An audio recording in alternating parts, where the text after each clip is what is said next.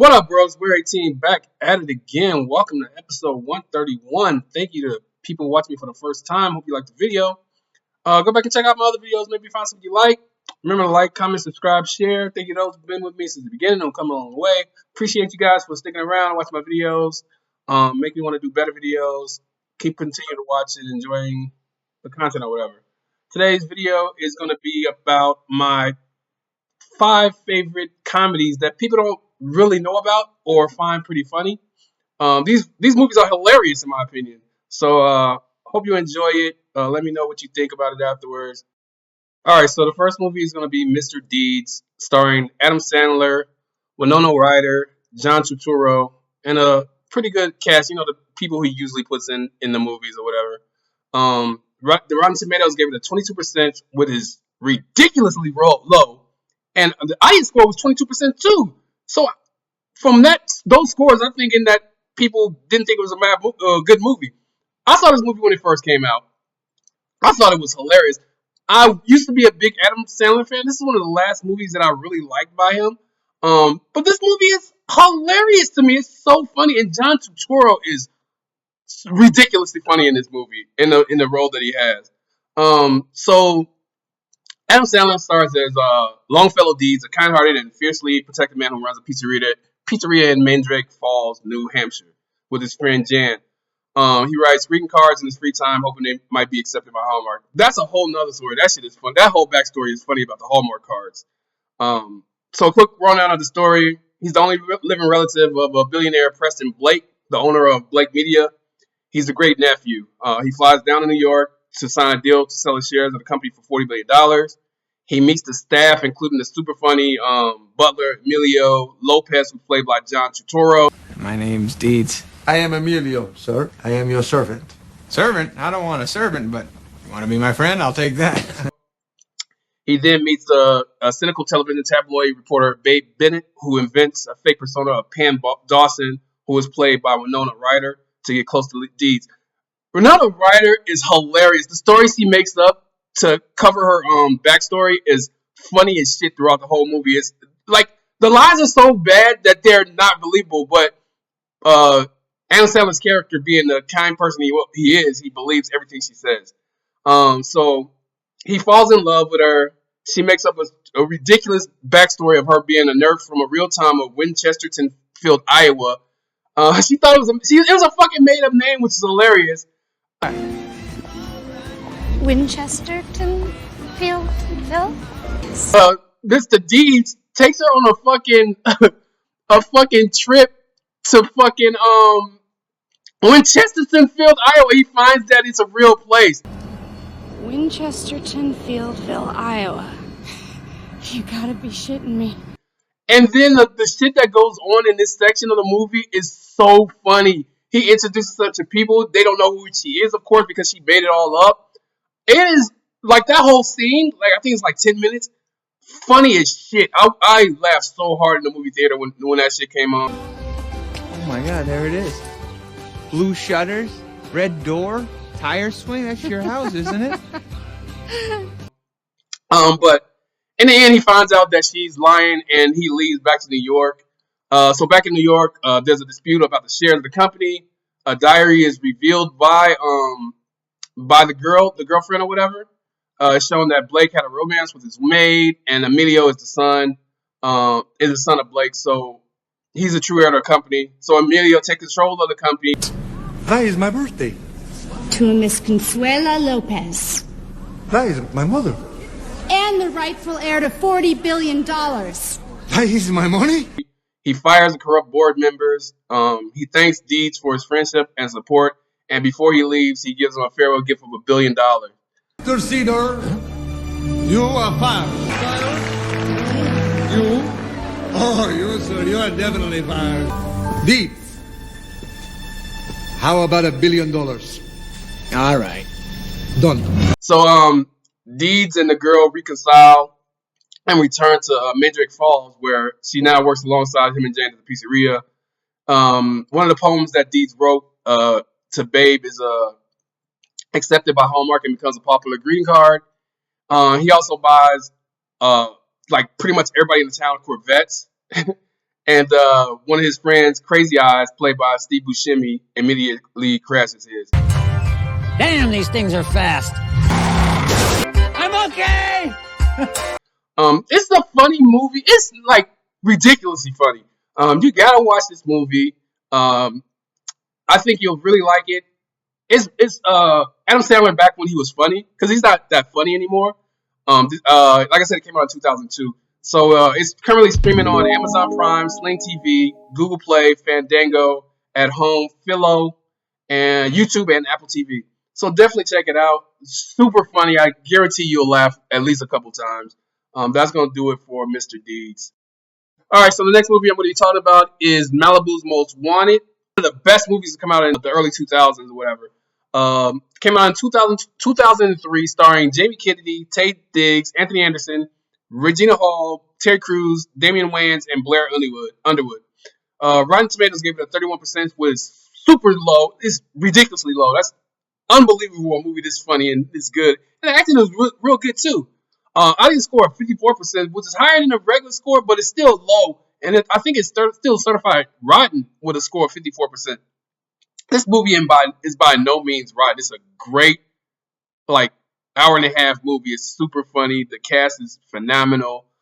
So the movie is about Bill Gluckman, who's a wealthy Jewish senator from Malibu, California, who's running for office of governor of California. His son, Brad Gluckman, is a wannabe gangster. He watches BET, hood shit. He listens to rap music, and he loves that life. He goes by the name of B-Rad, which is hilarious. Hey, that's me. B-Rad G. I run things around here. Besides being a rich kid, living in the sheltered life. So he knows nothing about the hood, essentially. He's from Malibu. Ain't no streets tougher than mine. The streets of Malibu. It's hardcore up in the booth, y'all. But it's just part of the everyday struggle. Things go down here, people should never see. He just loves watching what hood people do or whatever, which is so stupid in my opinion. But it makes for a funny movie. So as a result of B-Rad's behavior, the father's political campaign becomes concerned that him acting like a white boy would be a huge hit to the campaign. He'd be seen as pandering to black people and acting black. So it would ruin his chances of being governor. So the campaign members hired two actors, Sean and PJ, played by Tate Diggs and Anthony Anderson.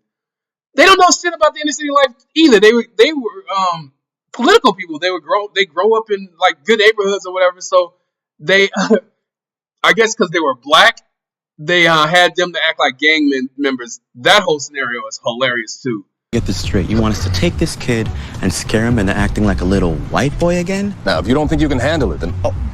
Oh, of course we can handle it.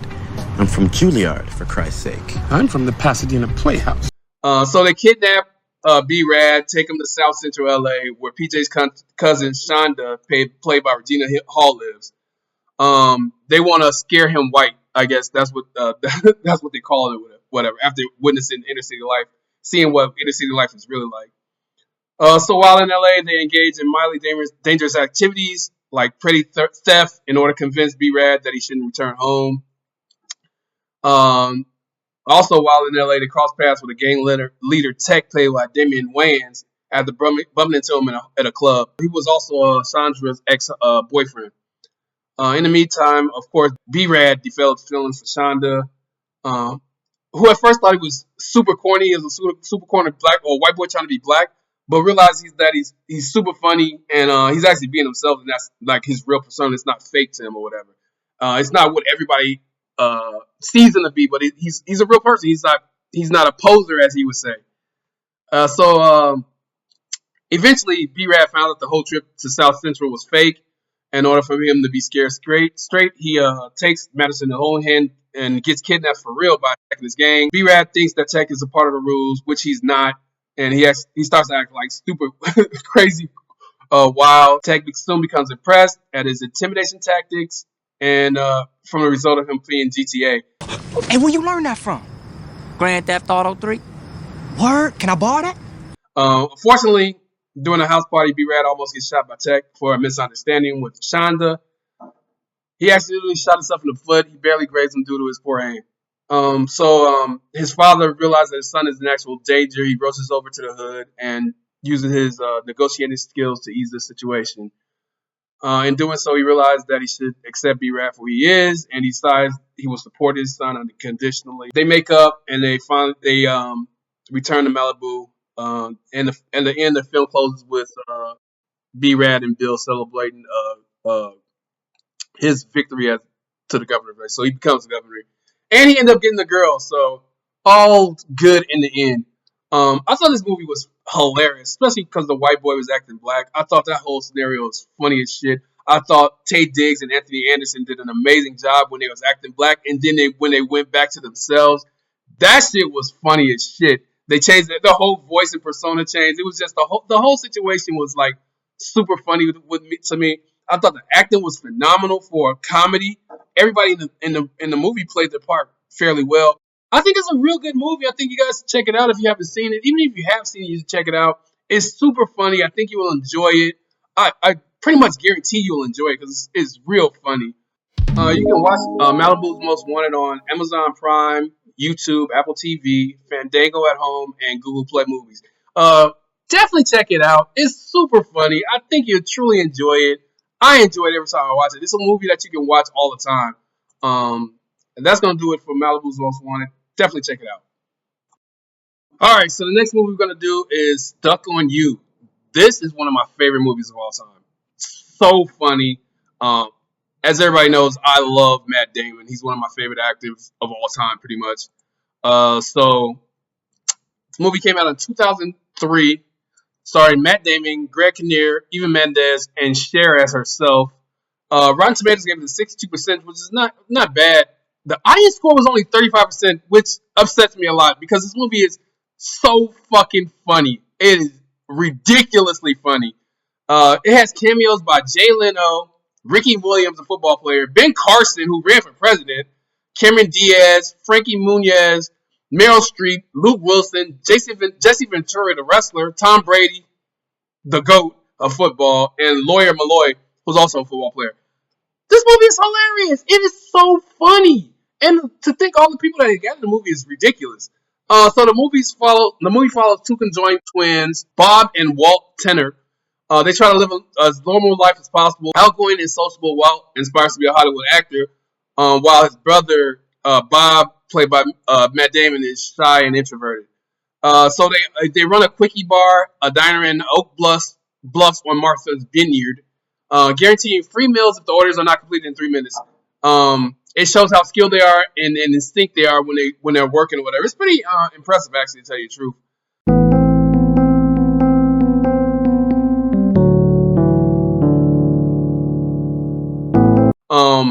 Walt is comfortable interacting with women, and Bob is shy, of course. And Bob has a long distance relationship with his pen pal, May Fong from California, who he's never met, and hasn't told he's a conjoined twin. So he's pretty much catfishing her right now. But they like each other. It's like before internet dating was real big. So Walt stars in a one-man show as a conjoined twin, which is pretty funny. Bob tries to stay out of the way as much as possible. He's like in the background. The play is successful. Walt follows his dream to Hollywood, persuading his brother to go along with the ride. He has to go because they're conjoined, of course. They rent an apartment in California, becomes friends with an aspiring actress played by Eva Mendes. Her name is April Mendez. When she asks about their conjoinment, Walt explains they share a liver, but it's mostly Bob's. Surgical separation is a wish for Walt, and Bob wouldn't give his consent, even though Walt wanted to. That's why Walt looks older than Bob. That is their explanation. So Walt's having difficult finding work in Hollywood. His agent isn't helpful either, offering him at one point a job in a porn film. Cher is upset that she's starting a primetime TV show called Honey and the Bees. She wants out. Wait a minute. Doesn't that contract say I have the right to choose my own co-star? Yeah. I just found my leading man. The network will never go for that. Exactly. That way they'll break the contract and not me. So they hire Walt to like pretty much get the show canceled. The producers realize the scheme and try to foil it by going forward, compensating for Bob's presence by keeping him out of the camera frame and enjoy blue screen effect. The show is a surprise hit and Walt becomes famous. Share? There's a few fans outside hoping for autographs. Aw, shit, just share. I'm sorry, I should have specified. They're looking for Walt. So they pretty much Cher wants to fucking get out of this fucking role or whatever. But the producer's like, no, we got you for this show. We want you to finish the show. So Cher hires the conjoined twins, thinking that them in the show is gonna mess up the show, but in fact, it makes the show better. And like I said, they have Bob in blue screen, so you can't even see him on screen. It's like Walt is the one person, whatever. So Walt arranges a meeting with Mei Fong to meet Bob. Without his consent, they develop a romantic relationship. Even though the twins try to keep themselves from looking like they're conjoined, it's super funny.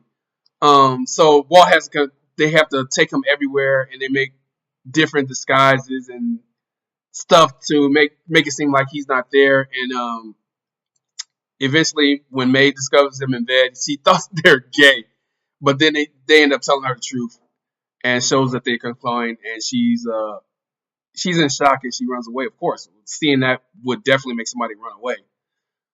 So Morty informs the twins that the word is leaked about them being conjoined. Rather than hide this, they embrace it, becoming huge celebrities, making commercials, and appearing on the Tonight Show with Jay Leno. Walt enjoys being successful. Bob is unhappy and misses May. Resolving that Bob needs to be independent and happy, Walt demands that they be surgically separated. Bob refuses, so Walt acts wild and crazy. He drinks, he snatches a woman's purse, he spends the night in jail for drunk driving. Well, Hotshot blew a .20. Divide that by 2 and you're both legally drunk. And since you were driving, let's go. Oh, no. Although Walt was drinking, Bob was the hangover, and they share the liver. It's mostly his. Released the following morning, they fight, and Bob agrees to the operation. I'll do it. I'll do it if it's what you really want. I'll get the operation. On the night of surgery, May shows up, apologizing to Bob for running out on him. He informs her that they are getting separated, although he does not want to. At the hospital, May and April wait until Ben Carson, a real-life neurosurgeon, informed that the surgery was successful. Bob and May, small-town people, move back to Oak Bluffs, while Bob finds the separation with Walt difficult, both practically and emotionally, and have difficulty doing things by themselves that they used to do together, such as maintaining the Quickie Burger 3-minute challenge or play hockey. Walt loses his job when Honey and the Bees is canceled due to low rating and doesn't find more work. He's also emotionally devastated by Bob's absence. After the big talk with Cher about what's best for him, he moves back to Oak Bluff.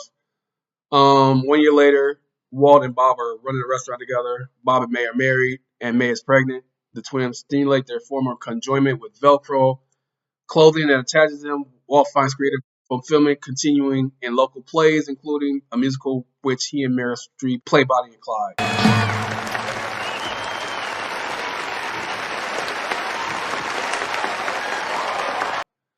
So the movie is so funny. The stuff that they go to is hilarious. Them being conjoined is super funny. The interaction with May in the beginning was hilarious. The different things they went through to not reveal that they're conjoined, that was funny.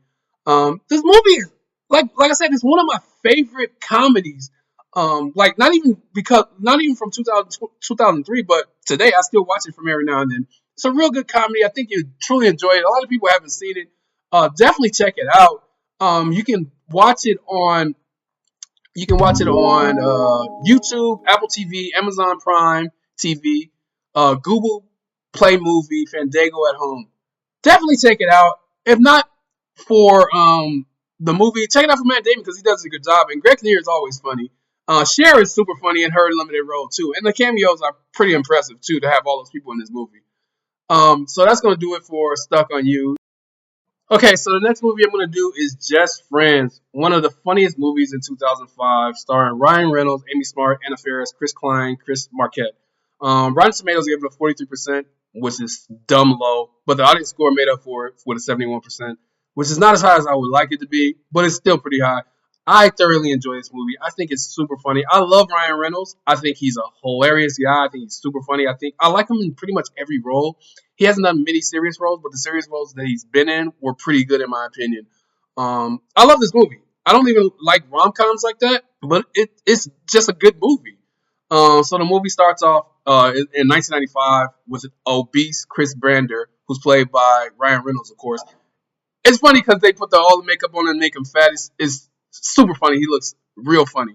Raise your hand if your brother's a homo! Get out of my room! Mom! So he has feelings for his best friend, Jane Palomino, who's played by Amy Smart.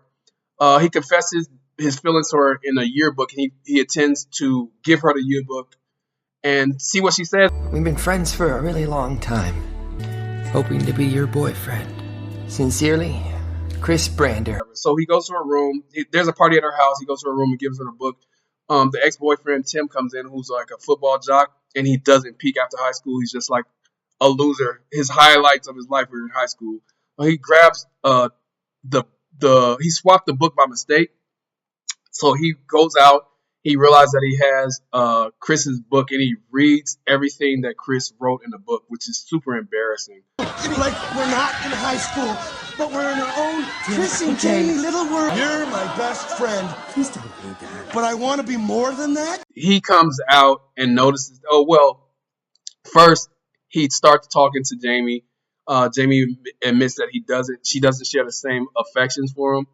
And when he walks out, he sees that the ex-boyfriend is reading the book, so he gets super embarrassed. He runs away.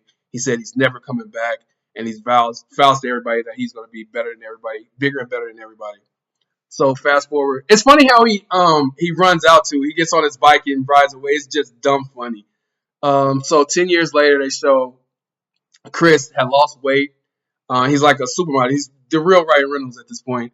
He lives in LA. He's a successful record producer and vice president of the company.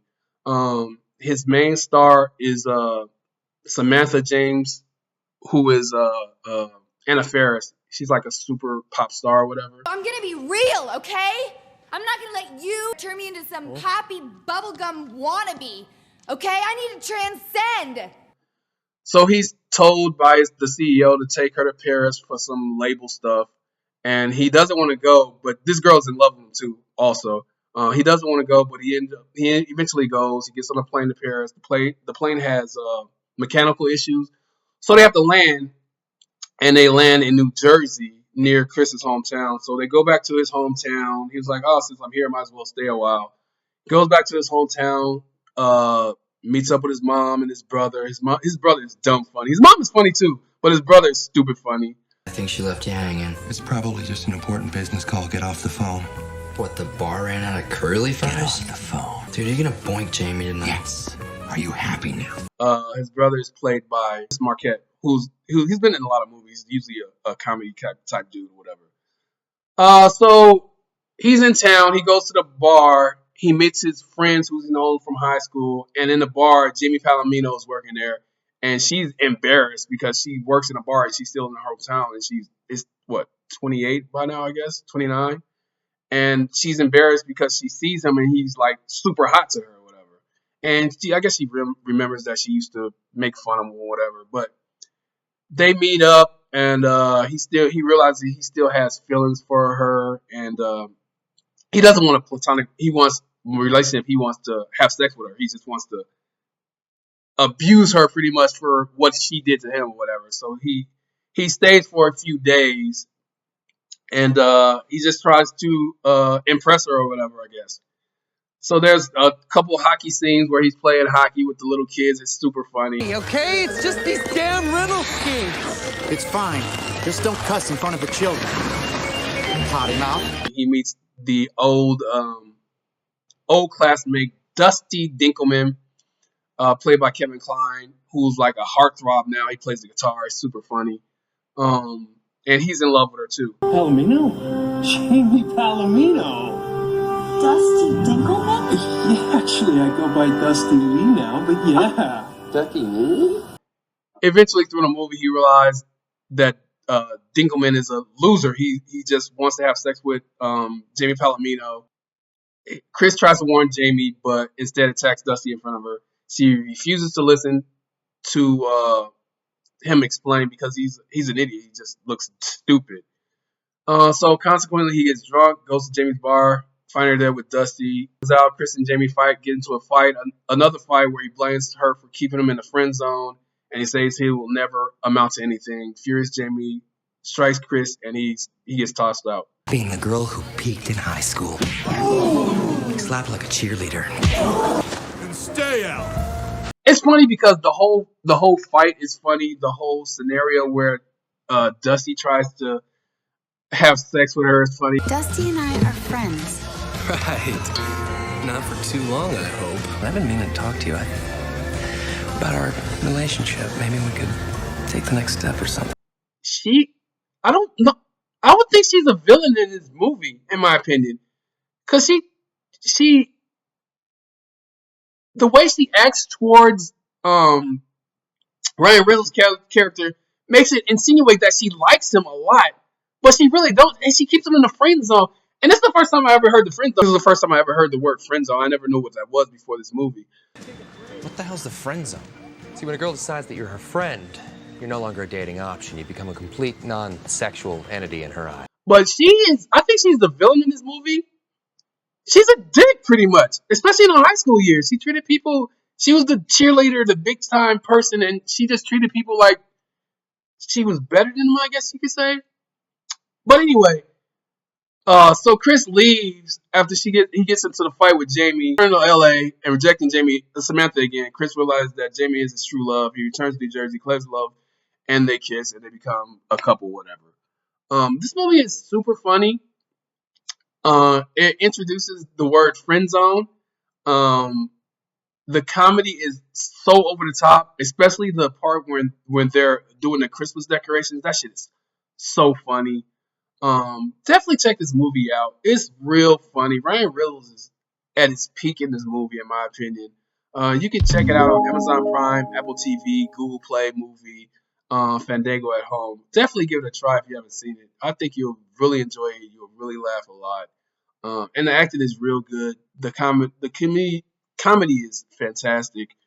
Just check it out. That's gonna do it for Just Friends. Last movie I'm gonna be talking about is Be Cool, 2005 movie starring John Travolta, Cedric the Entertainer, Vince Vaughn, Uma Thurman, Andre 3000, Steven Tyler, Christina Milian, Harvey Keitel, The Rock, Dwayne Johnson, and Danny DeVito. Rotten Tomatoes gave it a 30%. Audience score was 42%.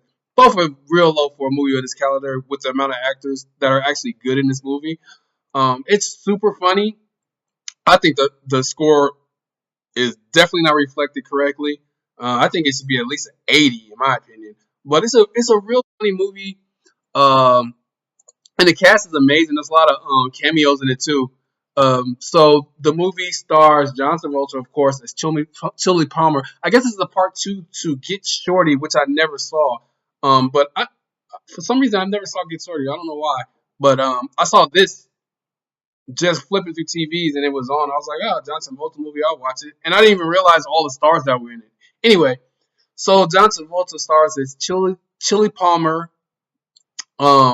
He helps Edie Athens, Uma Thurman, the widow of an executed friend, Tommy Athens, who was played by James Wood, to resurrect a record company using the talents of young and talented female vocalist and songwriter Linda Moon, which is Christina Milian.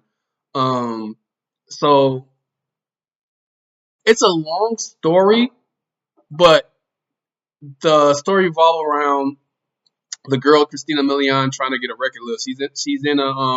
She's in a bad deal with Vince Vaughn's character, but he doesn't want her to get out of the deal. So Chili Palmer, who is John Travolta, has to figure out a way for her to get out of the deal without causing much trouble with Harvey Keitel, who's like a mob boss or whatever, who's actually the owner of the record company in which Linda Moon is in or whatever. So Vince Vaughn and his assistant, played by The Rock, who's a Samoan bodyguard named Elliot, who's gay. Their interaction is hilarious. The way they talk, the way he calls him Jay Leezy. It's just their whole situation is hilarious. E-Weezy! Come on, baby! E-Weezy! Come on, baby! So they're essentially trying to get Linda Moon back on their contract, which Chili refuses to do. So he gives her several opportunities to meet producers and to make money or whatever. Cedric the Entertainer is also a record label producer. He's hood, but he tries to be a businessman also. His whole scenario is funny. Also, his nephew is Andre 3000. Andre 3000 is this is the first time I've seen him in a movie. He is hilarious in this movie. He is so funny.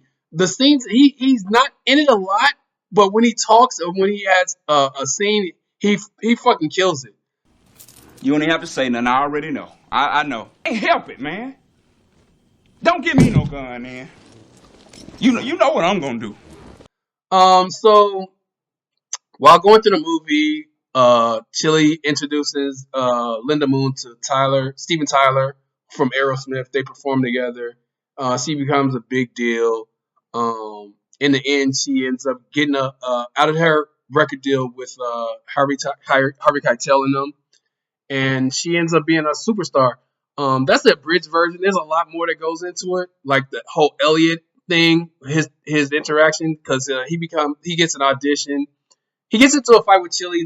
He get him an audition or whatever, and he ends up leaving Vince Vaughn, and he makes himself a pretty much a star or whatever because he has talent or whatever that a lot of people don't realize, and Vince Vaughn was pretty much holding him back. So the whole movie is it's a good movie. Like I said, she becomes a star. She goes to the MTV Videos Award, wins a couple of awards, Best Artist and Video of the Year. During her acceptance speech, she thanks Eddie and Sin and Chili.